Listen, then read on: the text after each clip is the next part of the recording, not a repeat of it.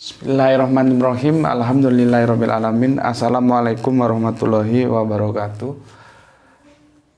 Untuk kali ini aku nggak bisa minum karena puasa. Hari Selasa ini, setiap Selasa aku puasa. Mungkin ada yang bertanya, puasa apa hari Selasa itu? Coba perhatikan. Ini di sini nanti kalian tahu bedanya mencontoh dan meniru. Kalau mencontoh itu dia tahu kenapa harus dilakukan. Kalau meniru dia tidak tahu, dia hanya melakukan sebatas apa adanya, jadi copy paste gitu. Kalau mencontoh itu ada penyesuaian, meskipun basicnya itu ya tetap aja ada yang dipanuti gitu loh. Jadi mencontoh dan meniru karena kita beragama itu bermuaranya tetap ke Kanjeng Nabi, tapi beda nanti antara mencontoh dan meniru. Begini, ceritanya begini.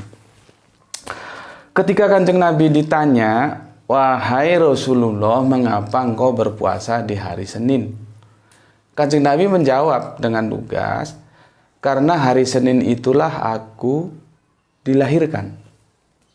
Pertanyaannya, Kanjeng Nabi berpuasa karena hari Seninnya atau karena hari kelahirannya? Ya, di situ ya. Kalau kita cerdas membaca hadis itu dan kita tidak sekedar meniru tapi kita mencontoh, kita tahu Kanjeng Nabi telah mengajarkan kita sebagai bentuk syukur kita telah dilahirkan oleh Gusti Allah Agung ke dunia ini, itu adalah mensyukurinya lewat sebuah ritual ibadah yang disebut puasa. Gitu loh. Anti mainstream lagi kan? Makanya kajian-kajian di sini memang anti mainstream. Makanya kalau seperti apa yang tidak siap untuk berolah pikir ya sebaiknya jangan masuk ke channel ini gitu. Siapa saja, ada yang Islam, ada yang Kristen juga ya. Yang Kristen juga begitu. Ketika aku membahas tentang kristologi, Anda sebetulnya tidak perlu terlalu berpikiran negatif thinking, enggak. Semuanya kita bicarakan berdasarkan ilmu kok. Bukan tujuannya untuk saling menyalahkan, bukan. Oke, itu tadi tentang puasa. Kajian kita kali ini itu aku akan memenuhi request dari, sebentar, ini aku lihat dulu di sini, aku nggak hafal. Ini dari Mbak Jessica Magdalena. Super Romo, adakah kelanjutannya satu sesi lagi? Mungkin soal Adam Hawa ini, Romo. Waalaikumsalam warahmatullahi wabarakatuh. Oke, jadi gini Mbak, sebetulnya sesi ini sudah aku tutup pada tiga sesi yang kemarin ya, tentang apa itu judulnya? Tentang pohon dan pasangan gitu ya, 3 sesi lain. Dan berdasarkan yang di request oleh Mbak Jessica ini, maka ini tetap aja berkelanjutan tentang Adam dan Hawa, tetapi dalam topik yang lain. Sebelum ke sana aku akan sampaikan dulu kepada kalian. Ini ada namanya Mas apa ini? Sebentar, aku lihat dulu ya. Sebentar. Mas Muhammad Galbi. Dia bilang bab 7 Pareklete bukanlah Roh Kudus, tentang buku yang dia meminta dibedah. Apa bukunya benar ini kah? Kalau di sini dia nggak pakai istilah apa ini bab, dia pakai istilah buku ke-7. Ini buku ke-7. Kebetulan aku sudah baca tapi sudah lama. Ini kalau aku baca aku kasih garis merah gini. Ya. Coba dikonfirmasi ulang yang mana yang dia maksud. Aku sudah buat ini ya, ada garis-garis merah. Jadi aku sudah baca itu di garis merah gitu. Cuman aku sudah lama, artinya ketika aku mau mereview buku ini aku baca ulang lagi. Aku nggak tahu apakah buku ini yang dimaksud. Ini kan betul, kok judulnya benar, Profesor. Kalau judulnya betul, apa penulisnya betul? Profesor David Benjamin Kaldani, Abdul Ahad Daud, ya, menguak misteri Muhammad Shallallahu Alaihi Wasallam. Nih, apakah ini aku kurang tahu, makanya monggo dikonfirmasi ulang. Ini, deh. Oke. Topik kita kali ini adalah apa ya? Topiknya enaknya dikasih judul apa ya? Sebentar. Topiknya enaknya kasih judul apa nih Mbak Jessica? Aku kasih judul apa ya enaknya? Gini aja. Karena masih banyak yang bertanya, ya. Masih ada yang bertanya, benarkah bahwa peristiwa Adam dan Hawa itu, kalau versi Bible, kalau kita Adam karena ibunda Hawa itu tidak pernah disebut, itu benar terjadi atau metafor, fakta benar-benar terjadi atau metafora gitu loh. Ini masih banyak yang tanya, entah itu lewat inbox, entah WA atau apa gitu. Jadi gini loh. Gusti Allah Agung itu mengajar kita lewat Kanjeng Nabi, mulai dari Nabi Adam sampai nanti Abraham, sampai nanti Ishak, sampai nanti Ismail, Musa juga, Kanjeng Nabi Isa, Kanjeng Nabi Muhammad yang terakhir ini. Itu memang Gusti Allah Agung itu tidak menutup kemungkinan mengajarkan kepada kita itu dalam sebuah perumpamaan. Gitu loh ya. Tidak semuanya faktual. Seperti kalau kalian baca tentang episode Kanjeng Nabi Musa terhadap Khidir, apakah itu faktual? Kalau faktual kan bermasalah. Dimanapun namanya membunuh anak kecil itu ya tidak boleh lah. Ngobrak-ngabrik rumah itu ya tidak boleh lah. Tapi kenapa itu dilakukan? Itu dalam perspektif metafora, perumpamaan, majas, bukan faktual. Seperti aku bilang tadi, kalau faktual ya jelas tidak boleh. Bagaimanapun membunuh anak kecil itu ya hukumnya tidak boleh gitu loh. Meskipun dia nanti katanya kalau besar begini-begini jahat, tempus deliktinya kan masih nanti, belum sekarang. Hukum positifnya nggak kena. Inilah istimewanya Islam. Dia selaras dengan logika berpikir, logika hukum, logika sains, logika historis gitu loh. Cuman kadang-kadang yang nggak ngerti aja mengkritik, padahal dia mengkritik dalam kebodohannya. Kalau sudah dikasih tahu itu biasanya ada dua kemungkinan, tahu dan tetap nggak mau tahu. Kalau nggak mau tahu ya sudah, tugas aku hanya menyampaikan informasi. Seperti kemarin, mungkinkah orang salib dalam keadaan capek terus bisa omong-omongan antara Yesus dengan dua penyamun? Kan ya tidak mungkin. Berapa jarak salib? Itu sesuatu logika nalarnya tidak masuk. Artinya pelaporan itu tidak benar, bermasalah gitu. Dan teman-teman Kristen mau terima, mau tolak ya monggo silakan. Aku hanya memaparkan data Alkitab tuh seperti ini loh. Aku kan fair kan? Makanya ketika aku membuat kajian-kajian teologis, itu agamaku, Islamku itu aku simpan di dalam lemari. Begitu juga ketika aku diskusi, aku dalam sebuah diskusi ilmiah ya, di kampus atau dimanapun, itu agamaku itu menjadi milik terindahku, aku simpan di dalam lemari. Dan sekarang yang bermain kita logikaku, nalarku, rasionalisku. Jadi ketika aku ngomong satu-satunya agama yang benar itu Islam, itu tidak ada hubungannya dengan keagamaanku. Itu memang hasil dari rasionalitas yang aku bangun dengan mengadakan explore. Begitu loh. Tetapi dalam dunia akademik kita boleh mengklaim kebenaran agama kita. Jangan lupa juga kita harus menghormati pilihan orang atas agamanya sendiri. Begitu. Itu yang namanya berpikir akademik, berpikir secara dewasa. Nah, begitu juga aku kali ini masih banyak yang tanya, itu aurat itu gimana? Itu benar-benar terjadi atau tidak? Padahal aku sudah jelaskan kemarin ya, kalau dalam satu ruangan, satu kamar kita suami istri sudah sah, telanjang, apa malunya gitu. Tapi oke lah, untuk lebih memantapkan kalian lagi ya. Maka judul kita kali ini adalah Adam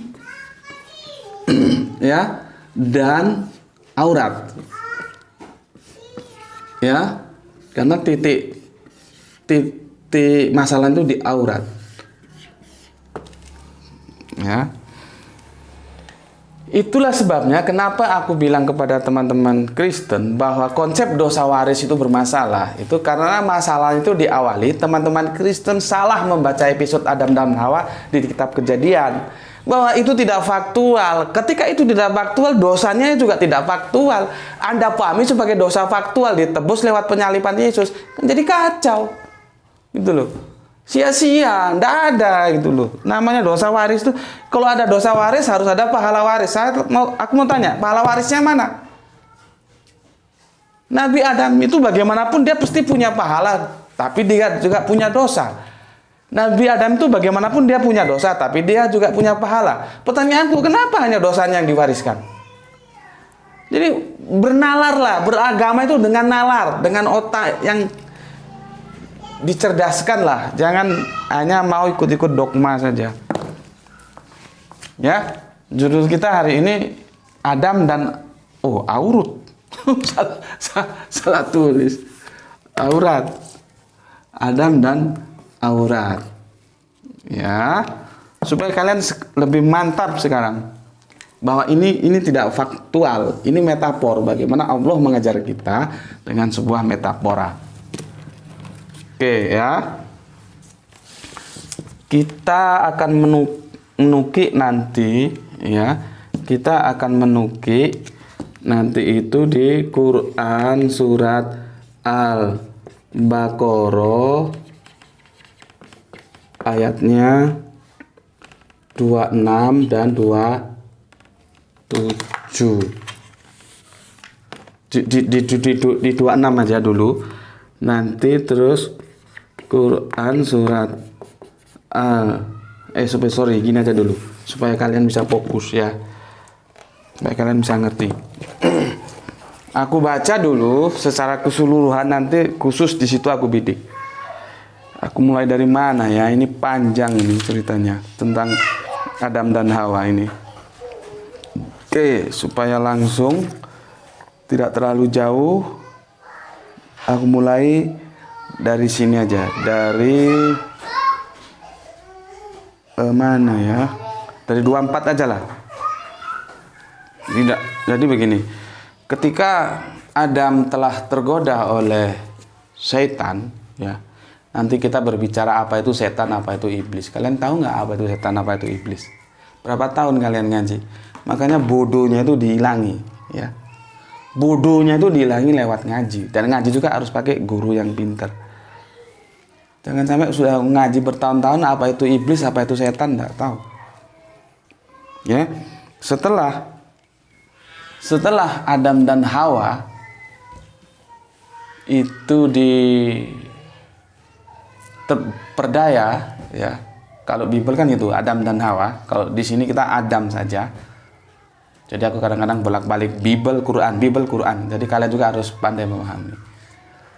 Diperdaya oleh iblis, ya, maka keluarlah dari suasana surga. Oke kan? Karena setelah makan buah terlarang itu. Oke. Begini.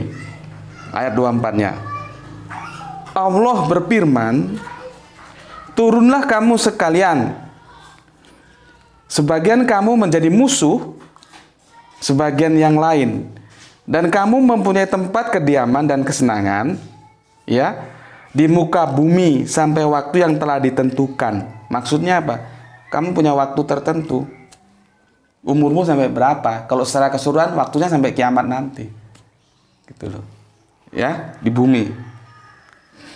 Turun itu artinya jangan kamu pikirkan terus dari atas ke bawah gitu ya. Seperti Al-Qur'an itu nuzul, diturunkan terus dari atas kitab jatuh gitu. Bukan. Dan turun di sini itu bukan turun diajarkan. Kalau Al-Qur'an itu karena dia ilmu, diturunkan berarti diajarkan. Seorang guru menurunkan Al-Qur'an kepada muridnya, berarti dia mengajarkan. Tapi kok di sini turun itu derajatnya turun. Bagaimanapun surga itu derajatnya lebih tinggi daripada neraka. Gitu ya. Jadi turun itu derajatnya. Oke. Setelah itu yang 25. Allah berfirman, di bumi itu kamu hidup, dan di bumi itu kamu mati, dan di bumi itu kamu akan dibangkitkan. Oke. Ini yang bilang Allah loh ya. Perhatikan sekali lagi. Allah berfirman, di bumi itu kamu hidup, dan di bumi itu kamu mati, dan dari bumi itu kamu akan dibangkitkan. Artinya nanti kiamat nanti bangkit dari bumi. Pertanyaannya, ada kehidupan di langit? Ini berlaku umum loh. Dan ini bukan hanya untuk 1-2 orang, itu berlaku umum dan sampai semua orang. Universal ini. Makanya aku bilang ini bukan hanya masalah antara Adam dan Hawa, tapi ini bermasalah antara Adam sebagai nabi dan umat. Itu di ayat 24-nya itu ketara sekali ya. Turunlah kamu sekalian, sebagian kamu menjadi musuh bagi sebagian yang lain. Itu jelas-jelas berbicara sebagian kamu menjadi musuh sebagian lain. Itu komunitas. Lah kalau cuman Adam dan Hawa, mosok lanang wedok musuh sebagian yang lain, katanya musuh-musuhan terus, bermusuhan terus. Kan jadi kacau. Ini yang namanya rasa bahasa. Kita akan tahu kemana bahasa itu akan menyampaikan makna untuk kita. Ya. Jadi tidak mungkin Al-Quran itu tidak akan pernah berbicara personal. Dia adalah berbicara tentang fungsi seseorang sebagai nabi kepada umatnya. Ya. Sekarang yang ke-25. Aku ulangi lagi. Aku ulang-ulang supaya kalian paham. Allah berfirman, di bumi itu kamu hidup, dan di bumi itu kamu mati, dan di bumi itu pula kamu akan dibangkitkan. Ini mujmal, umum, majas. Majas. Ini mujmal, umum, universal. Siapapun. Nggak ada yang akan melanggar ini. Yang namanya manusia dari zaman Adam sampai nanti manusia terakhir, itu ya hidupnya di bumi, hidupnya ya. Dan di bumi itu kamu mati, dan di bumi itu pula kamu dibangkitkan. Pertanyaannya, ada nggak manusia yang hidup di langit? Kalau kemarin kan orang Kristen sudah kita selesaikan, hidup di surga. Itu salah terjemahannya dalam edisi Aramaiknya itu samayim, sama. Kalau samayim itu langit-langit. Tapi diterjemahkan ke Indonesia menjadi surga. Jadi sebetulnya antara pemahaman mainstream Islam dan Kristen itu sama. Kanjeng Nabi Isa, kalau mereka Yesus itu setelah disalib ke langit gitu loh. Cuman Bible ini langitnya dirubah menjadi surga, itu masalahnya. Siapa orang surganya? Siapa yang ke surga? Orang surganya belum buka aja belum kok surga. Tuh. Maka itulah dari episode yang aku sebut kemarin, ketika aku mengatakan bahwa Kanjeng Nabi Isa itu tidak turun lagi. Kanjeng Nabi Isa itu udah seperti kita ini yang meninggal ya di bumi, alami, naturali. Nggak ada hidup di langit. Kalau kamu bilang masih hidup di langit, kamu kemanakan ayat 25 ini? Al-A'raf 25 ini, surat 7, 25 ini. Kamu kemanakan? Tuh. Ya. Oke, sekarang kita ke yang ayat 26. Nih ya, tentang yang telanjang kemarin. Kan begini, telanjang itu dalam perspektif umum itu ya seperti nggak berpakaian ya.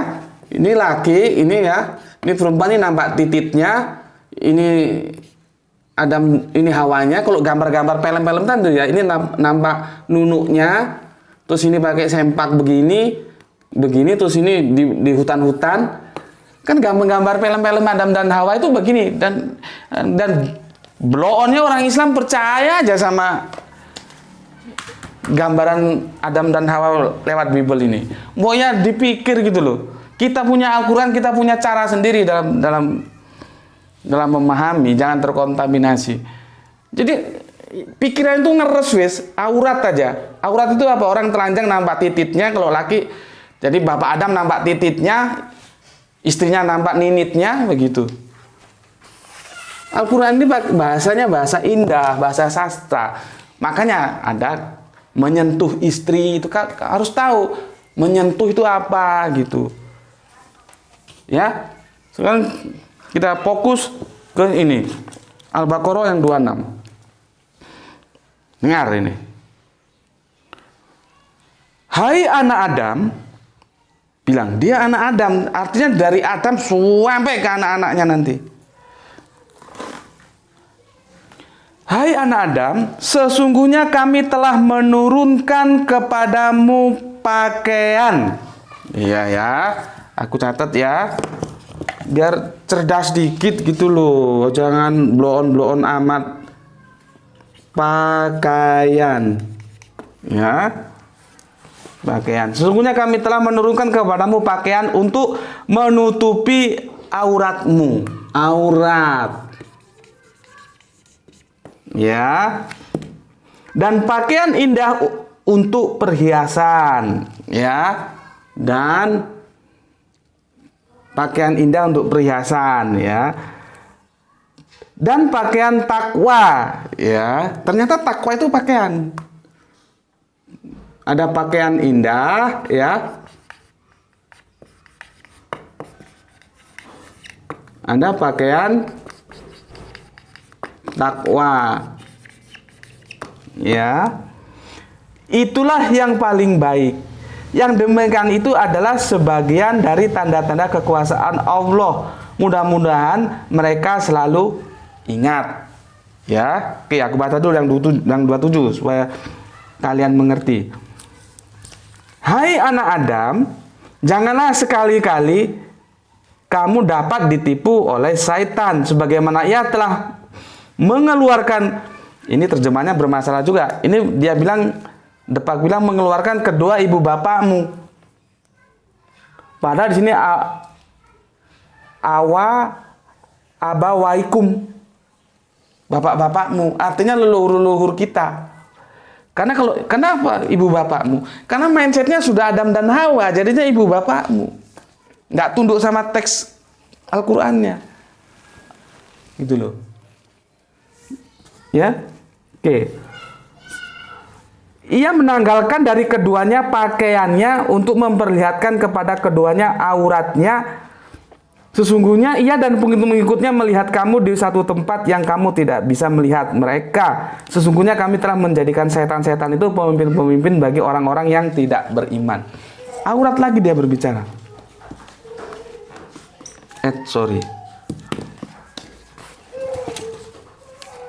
Aurat lagi. Ya. Sekarang kita tanya, aurat itu yang mana? Aurat itu hubungannya dengan malu. Dengan malu. Aku kemarin sedikit sudah nyinggung malu. Lakukan apa saja kalau kamu tidak punya malu, lakukanlah. Mau jadi rampok, mau jadi garong, maling, koruptor, apa saja lakukan kalau kamu nggak punya malu. Aurat itu tidak punya malu. Aurat itu berhubung dengan kemaluan. Ya, ada pakaian indah. Ya, ada pakaian takwa. Ya, baca sini. Pakaian indah itu ini tuh. Ini pakaian indah ini. Kan kita juga disuruh menutup aurat. Tapi ketika aurat di sini, aurat malu itu yang mana? Ya, bentar. Nih. Hai anak Adam, sungguh kami telah menurunkan kepadamu pakaian untuk menutupi auratmu dan pakaian indah untuk perhiasan. Ya, jadi pakaian untuk menutupi auratmu itu ada, dan pakaian indah itu untuk perhiasan. Apa sih namanya kalau kita itu bersolek ya? Bersolek, atau kalau di Prancis itu apa namanya itulah? Desainer bikin pakaian-pakaian yang indah-indah, itu berhubungan dengan jasmani. Tapi kalau yang ini rohani gitu ya. Lihat ini kalimatnya, lihat. Hai anak Adam, sesungguhnya kami telah menurunkan kepadamu pakaian untuk menutupi auratmu dan pakaian indah untuk perhiasan.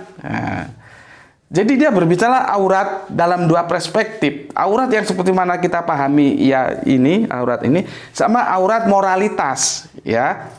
Dan ini Adam ini berbicara dalam konteks moralitas. Berikutnya, dan pakaian takwa. Nah, dia diikuti dengan takwa, kata takwa. Itulah yang paling baik. Ngerti ya? Pakaian takwa itu pakaian itu yang paling baik itu ya, itu pakaian takwa. Karena pakaian takwa itu berbicara moralitas. Kalau moralitasnya sudah dipakai pakaian takwa, insya Allah yang ini, yang jadi gini loh, aku gimana cara menjelaskan supaya kalian ngerti ya. Pakaian takwa itu pakaian moralitas, itu berhubungan dengan metafisik, gitulah. Kalau yang metafisik, kalau yang hati ini sudah berpakaian takwa, maka yang fisik-fisik ini juga akan berpakaian. Malu dia kalau nggak ditutupi, gitu loh. Ngerti? Kan seperti hadisnya Kanjeng Nabi kan, apabila hati itu bagus, baguslah semuanya tubuh. Kalau itu jelek, jeleklah semua tubuh. Nah, kalau hatinya itu sudah berpakaian takwa, itu otomatis sekarang gini loh. Kalau orang itu sudah bertakwa dalam hatinya, dia punya rasa malu yang tinggi. Gak mungkin dia buka-buka auratnya, gak mungkin dia jadi maling, gak mungkin dia ngapusi, gak mungkin dia menyakiti tetangganya. Islam itu tidak boleh menyakiti tetangganya. Islam itu damai, dan dia Islam maksudnya itu ya, menyuruh kita untuk berbuat kebaikan, kedamaian kepada siapapun, gak hanya kepada orang Islam. Nah, dari sini aku kembali lagi ya, aurat ya. Yang dibahas dalam konteks Adam ini adalah aurat yang metafisik, bukan yang fisik, ya, bukan yang titit sama ninitnya. Kalau auratnya ini aja sudah terbungkus oleh pakaian yang namanya pakaian takwa, takwa ini beres dah urusan, itu beres. Tapi selama ini tidak, ini semua akan bermasalah. Nah, jadi pohon yang kemarin itu yang kita sudah bahas, hai Dam, gampangnya ngomong loh. Allah bilang, hai Dam, ini pohon baik, ini pohon buruk. Ini kamu jangan dekati ya yang buruk ini. Gitu loh. Dan pohon itu apa? Ajaran cara hidup, perilaku, tindakan, moralitas, apalagi terjemahannya. Ada baik, ada buruk. Lah kita itu Allah tuh senang kalau kita melakukan yang baik-baik, bukan yang buruk. Gitu. Ya, jadi aku jelaskan lagi.